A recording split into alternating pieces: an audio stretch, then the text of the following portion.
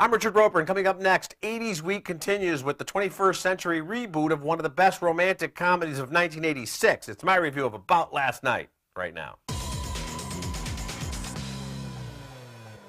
What started as a David Mamet play called Sexual Perversity in Chicago in the 70s and became a movie hit for a very young Rob Lowe and Demi Moore in the 1980s has now been moved from my Chicago to Los Angeles for the latest version. So much for the 16-inch softball scenes. I mean, a fella comes out here to play ball. Am I wrong? Okay, the truth is, while the young Demi Moore and the even younger Rob Lowe were equally pretty in the mid-80s, neither one of them could act much at the time.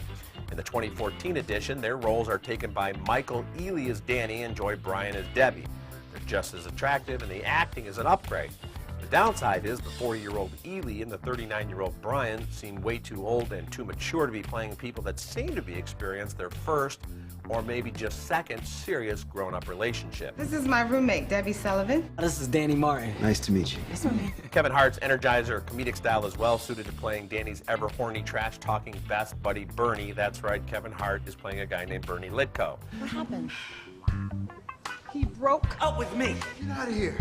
His thing. See, my parents are coming to town, and I'm like, I want to meet them. And he's like, no way. And I'm like, why not? While Bernie and Regina Hall's Joan alternate between kinky sex and loathing each other, Danny and Debbie have a one-night stand that blossoms into something genuine, something with long-term potential. Director Steve Pink does a nice job of capturing the rhythms of a relationship from the giddy early weeks through the comfortable nesting stages, through the restlessness, and then the arguments that are always about more than just the one thing their argument is about. The four leads here are all terrific. Here's to another night of sexual perversity in Los Angeles, baby. There's only a little sexual perversity and very little Chicago in this version of About Last Night, but there's still plenty of talk about what happened on various last nights and how it will all play out in the bright sunlight of the real world. As was the case with the 1986 original, we really like Danny and Debbie.